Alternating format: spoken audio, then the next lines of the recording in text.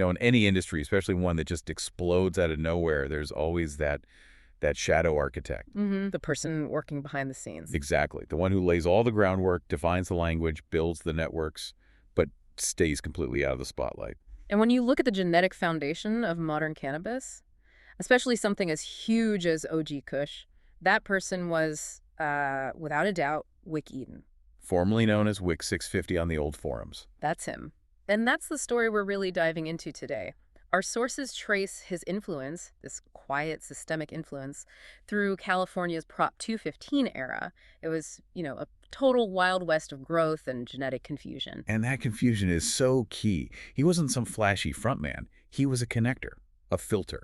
So our mission today is to unpack these sources and trace what they call his fingerprints across the OG family tree. Yeah, to see how his methodical style, his exactitude determined which of these legendary cuts actually survived the chaos and ended up spreading across the globe. He was the gatekeeper of what was real. That quiet, exact style is everything.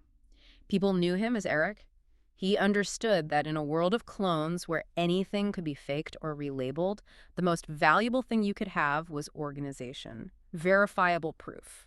He provided structure when there was just rumor. He really did. So let's start with the ultimate proof of that precision, the legendary OG map. Because I imagine back in the mid-2000s, trying to trace a verified cut must have been like navigating in the dark. Oh, complete genetic anarchy. And what's so fascinating is that his biggest contribution wasn't discovering some original cut. It was untangling the mess of misinformation that surrounded them. So he was more of a cartographer. A map maker. That's the perfect word for it. He performed a feat of genetic cartography. On the forums in private, he laid out these incredibly detailed breakdowns. He basically established a hierarchy for the whole OG family. He created the common language everyone could refer back to. Exactly. Before Wick, someone might just say, oh, I have OG. Which could mean anything. It could mean anything. But he came in and specifically detailed and mapped the major verified OG Kush cuts, the ones that elite growers knew mattered. And just for our listeners who are deep in the lineage, we're talking about the bedrock legends here. The absolute foundations, the Ghost, the Abusive, the SFV. Tahoe, and of course the Larry cut. These are names that still carry immense weight. They're genetic currency. And to show you how deep he went, take the Soul Assassin cuts. He didn't just mention them. He mapped them precisely as the SC cuts. Number 1, 2, and 3. Wow. He treated them like individual pieces of intellectual property. He had to, because those distinctions mattered. Let's just spend a second on that. Why did growers need this map so badly? Right, because to a newcomer, those names can start to blur together. Well, they represent completely distinct traits. The Tahoe OG, for instance, that Wick helped define, it's known for that super heavy couch locking effect, a real knockout. But then you have the SFE OG, the San Fernando Valley cut, which is much more of that intense, gassy, kind of more active high. By defining them, he was giving breeders a reliable toolkit. He was saying, if you want this specific trait, use this verified cut. Don't trust that other one that might be mislabeled. It's like he wrote the genetic constitution for OG Kush. And for anyone listening today, if you see a lineage chart or you hear two old-school growers arguing about the difference between an abusive and a ghost cut, they're using his language. They are still, consciously or not, citing the foundational distinctions Wick Eden created. He gave them the crib sheet that still keeps the whole family tree organized. Okay, so let's move from the map, the intellectual work, to the physical side of this. Right. The movement of the clones themselves. This is what I find so compelling, because this wasn't like ordering something online. No, not at all. This was the critical part of the Prop 215 era. It was all high value, high risk, and genetics were moved by this tiny, super tight-knit group of people. You had to be trusted. Implicitly. Completely. Swerve from the Real Cali connection seed, he described it perfectly.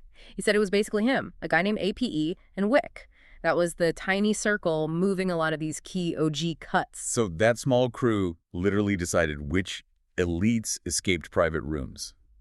That's an incredible amount of power. It is. They weren't just moving plants, they were safeguarding genetic history under the radar. And this is where the story gets even more interesting, where the technical side merges with this almost mythological folklore. It really does. The sources all bring up this legendary distribution channel that's tied to Wick. Groups like Archive Seed Bank still repeat the story. We have to get into the OC pipeline. It just sounds like something out of a movie. Right. The legend, and this is the part that is now just, baked into OG folklore, is that Wick got his hands on the Larry OG, and the Hells Angels OG cuts through OC biker circles. Wow. Okay, so you have to picture the scene.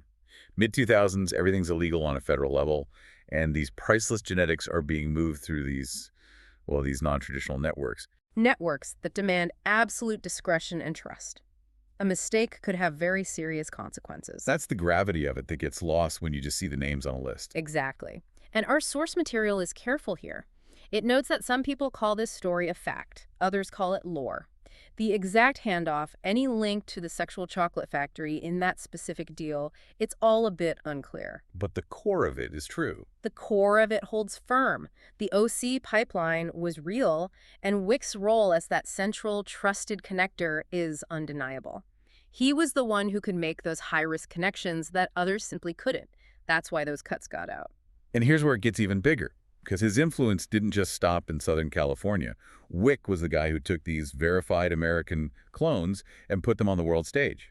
Yes, he became this crucial international conduit. I mean, for a breeder in Europe back then, getting a real, verified U.S. clone was almost impossible. You were more likely to get scammed. Wick's reputation was the solution to that problem. It was the seal of approval. And we have concrete evidence of this. From the sources. Yeah, there's this tribute on IC Mag, the forum, where a really significant overseas breeder, a guy known as OJD, he just notes it as fact. He says that some of the very first elite U.S. cuts he ever got his hands on came to him directly via Wick 650. So Wick was the bridge. He was quietly moving verified genetics from California straight into these overseas breeding rooms. He was fundamentally shaping their programs. He was giving them a verified starting line. And this wasn't just a one-off thing.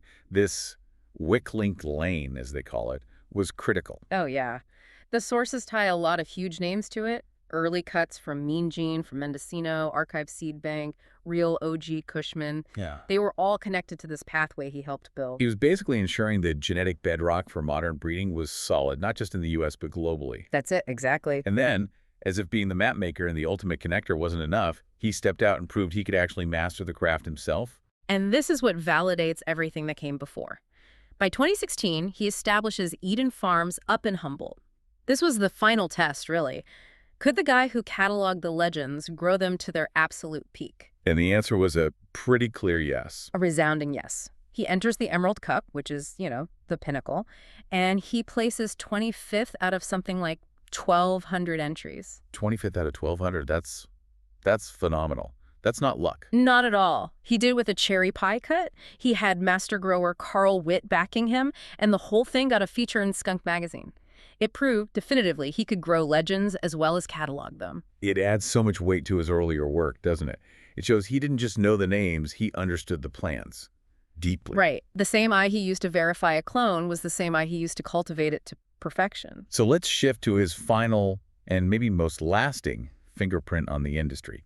This goes beyond any one clone. It's about his impact on other people. Yeah, his role as a mentor, it raises that question of, what's real influence? Is it a plant or is it the people you inspire? And the sources have a great example of this. They have a perfect one, a really moving statement from the founder of Sexual Chocolate Factory. What does he say? He writes that Wick 650 spent nearly 2 decades, persistently pushing him to start his own breeding project. 20 years. That's not just a casual suggestion. That's sustained, long-term belief in someone. It's incredible. And the founder goes on to call his entire brand a testament to his legacy. That's not about moving a clone. That's about inspiring a career, a whole new brand. It shows how he was always thinking about the next generation, about elevating the whole community. And when the news of his passing hit IC Mag back in January 2021, you could really see how deeply that was felt. The reaction was immediate. What were people saying? The veterans, the old-timers, they all chimed in. They called him a real pioneer. They were thanking him for the great genes he moved into the community. Yeah. It just crystallized how vital he'd been. So even today, his old post as Wick 650, his work as Wick Eden, they're still there. They're the primary documents. They are the literal fingerprints across the OG family tree, the bedrock of the entire OG era. So when we step back and look at the whole picture, the cataloger, the connector, the grower, the mentor, what does this deep dive into Wick Eden's life really show us? I think it shows the incredible lasting power of the quiet connector over the loud showman. Wick Eden never sought the spotlight, but his obsession with organization and verification, It gave growers the confidence and the roadmap they needed in a time of total chaos. He built the infrastructure, he created the map, secured the network, and verified the history so that quality could actually survive. That's his legacy. One thing from the source material really sticks with me. It says that back in the mid-2000s, a tiny crew determined which elites escaped private rooms. Wick's whole career was built on being that trusted, verified gatekeeper. Yeah. It just makes you wonder. When you look at today's world, where information and genetics are so decentralized, flying everywhere, often with zero verification. It's a flood of information. It is.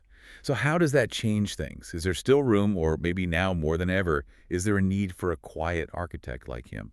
Someone who can cut through all that noise and tell you what's real? That is definitely something to chew on as the industry keeps moving forward.